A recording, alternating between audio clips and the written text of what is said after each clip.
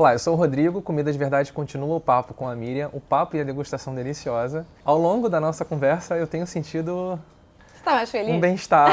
Que bom! Fala um pouquinho desse processo do chocolate, assim, por que o chocolate faz tão bem?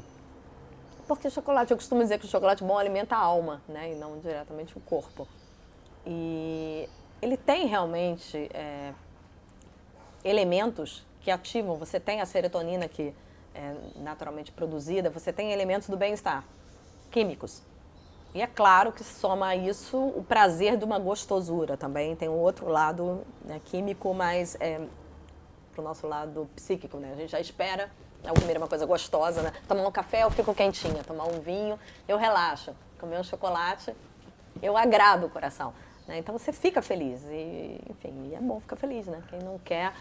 Sim, sim. É o prazer, é um produto diretamente ligado a estimular o prazer. Do ponto de vista de qualidade, o que seria um chocolate de qualidade para você? Para mim, o chocolate de qualidade é um chocolate que respeita a origem, né, o cacau, aquele trabalho que foi feito antes para chegar nesse ingrediente, de que forma você vai trazer essa informação, enfim, né? Mas depende do chocolatier, mas que respeite e de alguma forma informe. Para mim, ele se apresenta respeitando a forma da natureza como um bom vinho, claro, num bonito invólucro, numa boa garrafa, e com alguma assinatura, né? Os chefes, os artesãos, são eles que vão dar o input da direção de como que você vai degustar, em que momento, para que momento aquilo ali é recomendado. Mas isso para mim é um chocolate de verdade, que seja autêntico. É isso. Quando você chega na Alemanha, você disse que você chegou publicitária, saiu... Na Alemanha não, na Europa. Você chegou publicitária, saiu chocolatier. Isso. Você disse que talvez tenha reconhecido uma brasilidade em você que você levou com cacau. O Brasil é o maior produtor de cacau? Não mais. Não mais. Me fala um pouco, quais são as regiões do mundo que produzem hoje cacau? O cacau brasileiro é de boa qualidade? A região que produz cacau, quer dizer, o cacau é uma fruta dos trópicos. Mas, por incrível que pareça, o cacau é amazônico. Então, as árvores mais antigas são amazônicas. Então, o cacau, eu costumo dizer que o cacau seria do Brasil, da Venezuela, do Peru. O cacau é dali. Ele migrou, né, para a costa cacaueira, nossa, no caso do Brasil. Ele foi migrando, né, a gente tem as referências antigas e históricas, né, dos astecas e dos incas e do México, mas que buscaram aquelas amêndoas, por isso eles valorizavam tanto essas amêndoas. Porque elas foram... Claro, não se tem referência, se plantaram, mas eu acredito que tenham se descoberto essa fruta tão poderosa que causava força, serotonina, vitamina, e dava-se a bebida dos deuses, enfim, toda a parte histórica.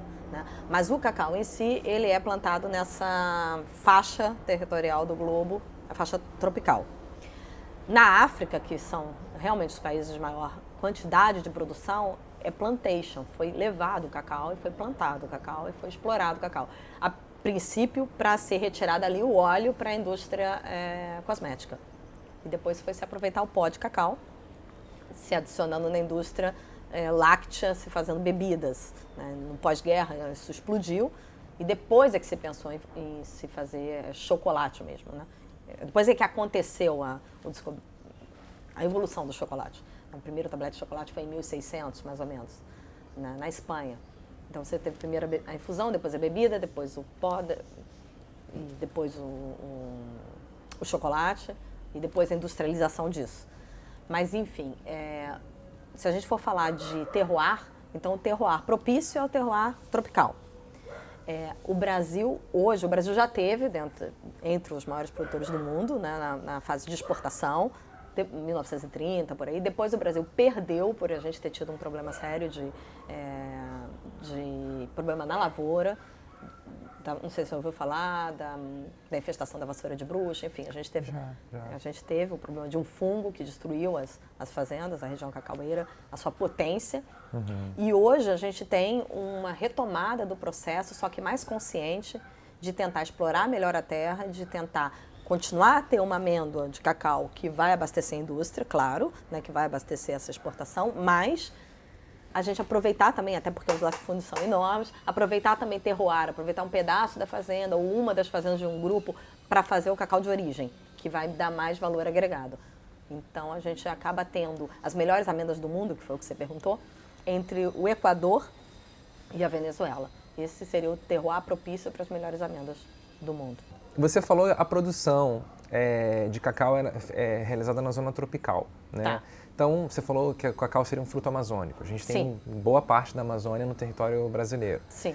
Você comentou também do processo de produção, do pico e depois da declínio e tal. Hoje, o Brasil produz um cacau de qualidade e mais do que isso, produz um chocolate de qualidade, porque você fala de técnicas europeias para produzir o chocolate, ou seja, a gente ainda é aquele país que só produz o fruto e precisa do europeu para extrair o melhor que a gente pode, ou a gente já consegue fazer?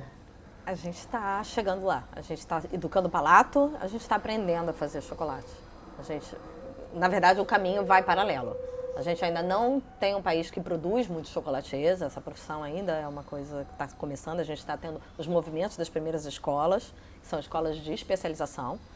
Né? No ramo da gastronomia, na confeitaria, a gente tem as especializações e do lado das pós-graduações gastronômicas, a gente tem formação voltada à chocolateria. Mas são poucas. Então, assim, estão se começando vários movimentos. É um país jovem, está todo mundo aprendendo, que bom, né? Esse é o lado bom que a gente está com a antena ligada. Mas ainda é assim, a gente faz um bom cacau e está melhorando, está voltando para não só atender o mercado de massa, mas tentar fazer um cacau de qualidade. E aí buscando quem pode interpretar esse cacau de qualidade, que ainda são alguns chocolatiers ou maîtres chocolatiers que trabalham o beans to bar, né, que é da amêndoa até o final, ou algumas indústrias que desejam ter esse cacau bom ou na sua formulação ou na sua totalidade.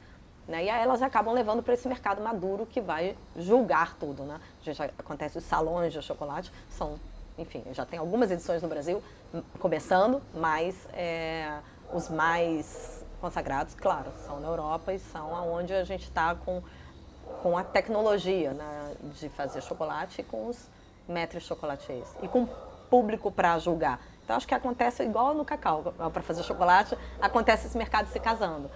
Eu vejo isso como benéfico, por isso até que eu voltei para impulsionar a busca do nosso chocolate dentro do nosso cacau. Não estou querendo só fazer bandeira de brasilianidade, não é isso. Mas eu acho que a gente tem essa responsabilidade de slow food da nossa geração, de mostrar, sim, aprendemos as técnicas e vamos ao mundo novo, mostrar o que a gente aprendeu com aquela matéria-prima que, por sorte, está aqui, é nosso. Então, vamos mostrar o que a gente faz com isso. Mas ainda falta um caminho grande de perceber o que é esse chocolate. E até do nosso consumidor. O nosso consumidor, então, vai precisar nos ajudar. Então, a gente vai ter que fazer todo um trabalho de ensino para que o consumidor comece a gostar mais do chocolate, digamos, de origem e impulsionar ele, porque senão como é que ele vai viver, né? E como é que você vai fazer um trabalho fair trade com a fazenda e, enfim, para o nosso chocolate estar realmente num salão e estar ali ganhando os prêmios de melhores tabletes, mas já está acontecendo. O Brasil já está, desde 2007 a gente já faz o trabalho, né, de levar o Brasil com os cacauicultores no Salão de Paris, por exemplo, apresentar as amêndoas e apresentar alguns até trabalhos laboratoriais de chocolate. E agora o Brasil já começou a participar timidamente, mas já tenho notícias da gente participando de alguns awards de tabletes de chocolate. Quer dizer, está chegando. Mas não tem jeito. Entre o cacauicultor e a gastronomia e o consumidor, na verdade, você tem o artesão chocolatier, mas você tem o processo. Você tem qualidade técnica e tecnológica. Não é tão artesanal assim, para ficar...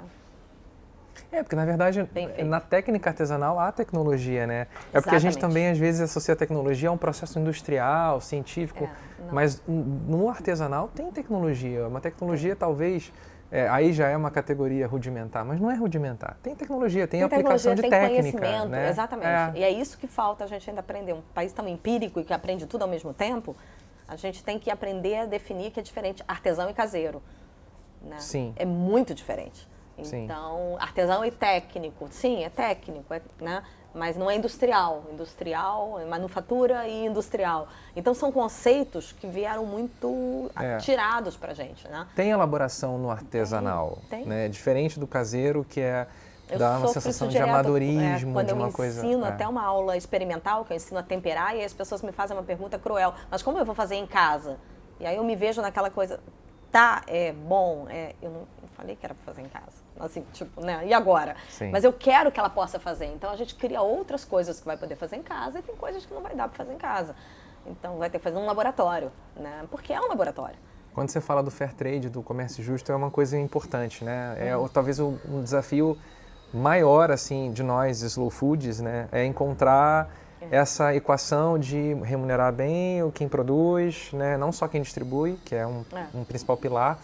Mas só tirar uma dúvida, você falou de beans to bar. Beans, no caso, a amêndoa, bars, a barra de chocolate, que seria toda essa cadeia produtiva. Tá. A gente chama, é uma tendência, já está começando muito forte nos Estados Unidos, com chocolatiers que fazem beans to bar. E na França a gente tem alguns maîtres chocolatiers e depois se deu essas missões, ou essa função, para algumas, na Suíça também, por isso se propagou tanto o chocolate suíço, para algumas indústrias, que são pequenas ou maiores, enfim, mas que são parceiras do chocolatier. Então elas oferecem uma super massa de chocolate pronta, para que o chocolatier, então, enquanto um cozinheiro dessa área, né, um maître, vá fazer os seus blends e as suas criações gastronômicas.